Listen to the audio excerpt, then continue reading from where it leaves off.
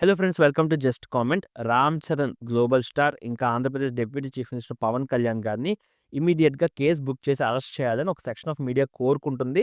నిజంగా వాళ్ళని అరెస్ట్ చేయాలా? చేయకూడదా? చేయాల్సొస్తే ఎందుకు చేయాలన్నది ఈ వీడియోలో క్లియర్‌గా నేను మీకైతే ఎక్స్‌ప్లెయిన్ చేస్తాను. న్యూట్రల్‌గా ఉన్నదున్నట్టు ఫ్యాక్ట్స్‌తో చూపిస్తాను. జాగ్రత్తగా చూడండి. First of all game changer event రాజమండ్రిలో జరిగింది. రీసెంట్‌గా మనకు తెలుసు పవన్ కళ్యాణ్ గారు వచ్చారు. అతని స్పీచ్ కూడా బాగా వైరల్ అయింది. అయితే ఈవెంట్ సందర్భంగా ఆ ఈవెంట్‌కొచ్చిన ఇద్దరు రామ్ చరణ్ ఫ్యాన్స్ ఈ పాయింట్ జాగ్రత్తగా వినండి. రామ్ చరణ్ ఫ్యాన్స్ ఇద్దరు ఇంటికెళ్తున్న టైంలో రోడ్డు మీద యాక్సిడెంట్ అయ్యి చనిపోయారు. అయితే ఈ యాక్సిడెంట్ ఏదైతే ఉందో దీన్ని సంధ్య థియేటర్‌లో అల్లు అర్జున్ గారి ఒక రేవతి అని ఒక లేడీ ఆ థియేటర్‌లో చనిపోయారు చూసారా? దానికి దీనికి లింకప్ చేసి అక్కడ అల్లు అర్జున్ మీద కేస్ బుక్ చేసి అరెస్ట్ చేసినట్టే ఇక్కడ రామ్ చరణ్ గారి మీద, పవన్ కళ్యాణ్ మీద కేస్ బుక్ చేసి అరెస్ట్ చేయాలని చెప్పేసి ఒక సెక్షన్ ఆఫ్ మీడియా గట్టిగా న్యూస్‌ని సోషల్ మీడియా ద్వారా కూడా స్ప్రెడ్ చేస్తుంది. అండ్ వాళ్ళకి ఫర్‌గా ఉన్న వాళ్ళు కూడా డిబేట్స్‌లో ఆటిల్లో వాదిస్తున్నారు. ఇక్కడ 3 పాయింట్స్ నేను మీకు క్లియర్‌గా చెప్తాను. దాన్ని బట్టి మీకే తెలుస్తది అరెస్ట్ చేయాలా? వద్దా అని. సంధ్య థియేటర్ ఇన్సిడెంట్ ఒక తొక్కిసలాట ఇక్కడ జరిగింది. ఒక రోడ్ యాక్సిడెంట్. ఏదైనా మనుషులు అక్కడ చనిపోయారు, ఇక్కడ చనిపోయారు. కాకపోతే సంధ్య థియేటర్ ఇన్సిడెంట్‌లో అక్కడ అల్లు అర్జున్ గారికి ఆ థియేటర్‌కెళ్ళి సినిమా చూడడానికి పోలీసులు పర్మిషన్ ఇవ్వలేదు. పర్మిషన్ లేకుండా అల్లు అర్జున్ గారు అక్కడికి ఎళ్లారు. ఇక్కడ గేమ్ చేంజర్ ఈవెంట్ ఆ రాజమండ్రి ఏదైతే జరిగిందో ఆ ఏరియాలో కంటిన్యూ చేసుకోవడానికి, హోస్ట్ చేసుకోవడానికి వీళ్ళ ఆర్గనైజర్స్‌కి పర్మిషన్ క్లియర్‌గా పోలీసుల నుంచి ఉంది. సో, సెక్యూరిటీ పరంగా ఏదైనా ప్రాబ్లమ్స్ వస్తే పోలీసులు రెస్పాన్సిబిలిటీ తీసుకుంటారనమాట. ఓకే. పర్మిషన్ లేని దానికి, ఉన్నదానికి అది difference. Point number 2. Point number 2 ఏంటి అంటే, సంధ్య థియేటర్ ఇన్సిడెంట్ థియేటర్ ప్రాంగణంలో అంటే ఆ ప్రెమిసెస్ ఆ సరౌండింగ్స్‌లో జరిగింది.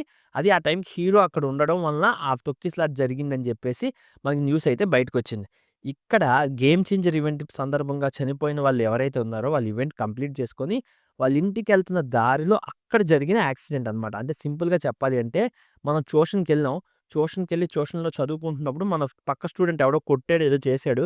అప్పుడు పేరెంట్స్ వచ్చి ట్యూషన్ మాస్టర్‌ని అడగొచ్చు. "ఏం బాబు నిన్ను నమ్మి ట్యూషన్‌కి పంపించామే, ట్యూషన్‌లో ఇలా జరుగుతుంది. నువ్వేం చేస్తున్నావు?" అని చెప్పి ట్యూషన్ మాస్టర్‌ని అడగొచ్చు. అలా కాకుండా నువ్వు ట్యూషన్‌కెళ్ళి ట్యూషన్‌లో అంతా క్లాస్ అంతా వినేసి రిటర్న్ ఇంటికెళ్తున్న టైంలో రోడ్డు మీద కాలు జారి పడిపోయావు. పడిపోయినప్పుడు అప్పుడు నువ్వు వెళ్లి ట్యూషన్ మాస్టర్‌కి నీ ట్యూషన్‌కొచ్చాడు. నీ ట్యూషన్ నుంచి ఇంటికొస్తున్నప్పుడే ఇది దెబ్బ తగిలి నన్ను అడగగలవా? అడగలేవు. సేమ్ అలాగే ఒక పార్టీ చేసుకుంటున్నావు. ఒక ఫ్రెండ్ పిలిచాడు ఒక 10 మందిని. 10 మంది ఆ ఇంటికెళ్లారు. పార్టీ చేసుకుంటున్నారు. సమోసాలు, కేకులు, బిస్కెట్లు తింటున్నారు. ఈ టైంలో ఆళ్ళకేమైనా ఫుడ్ పాయిజన్ జరిగినా, లేకపోతే అందులో ఇద్దరు కొట్టుకొని చచ్చిపోయినా, అప్పుడు ఆ పార్టీ ఆర్గనైజర్‌ని పోలీసులు గాని అడగొచ్చు.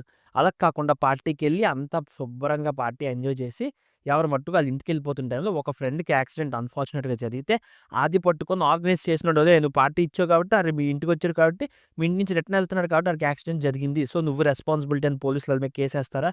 రెండిట్లకి ఎంత తేడా ఉంది. సో, ఇంత ఇల్లాజికల్‌గా ఒక సెక్షన్ ఆఫ్ మీడియా ప్రవర్తిస్తుంది. ఇది కాకుండా అల్లు అర్జున్ గారి కేసులో వాళ్ళకి లీగల్‌గా కాంప్లికేషన్ అయ్యే ఛాన్స్ ఉంది. అండ్ డైరెక్ట్‌గా కాపోయినా ఇండైరెక్ట్‌గా ఎంతో కొంత వాళ్ళ యాక్సిడెంట్‌కి కారకుల్లాగా జనాలు చూసారు. అండ్ వాళ్ళు కూడా ఫీల్ అయినట్టున్నారు. అందుకే వాళ్ళు ఎక్కువ అమౌంట్ ప్రొవైడ్ చేశారు. వాళ్ళు కూడా ఇనీషియల్‌గా 25,00,000 మాత్రమే అనౌన్స్ చేశారు. ఒకళ్ళు చనిపోయి ఇంకోళ్ళు ఇదైతే. కానీ తర్వాత జరిగిన రచ్చ ఇదేది అందరూ ఉన్నది. ఓ ముసుగులో గుద్దులాట అనుకో ఉన్నది చెప్పాలంటే ఆ తర్వాత కదా అందరూ వచ్చి డబ్బులు ఎక్కువ ఇచ్చారు. కానీ ఇక్కడ రామ్ చరణ్ గారికి, పవన్ కళ్యాణ్ గారికి ఎటువంటి లీగల్ కాంప్లికేషన్స్ లేకపోయినా కూడా రామ్ చరణ్ గారు చెరో 10,00,000 చనిపోయిన ఇద్దరికీ 10, 10, 20,00,000. దిల్ రాజు గారు 10, 10, 20,00,000. పవన్ కళ్యాణ్ 5, 5, 10,00,000 మొత్తం చెరొక్కొక్క 25,00,000 వీళ్ళ ఫ్యామిలీస్‌కి డొనేట్ చేస్తున్నట్టు వాళ్ళైతే డిక్లేర్ కూడా చేశారు.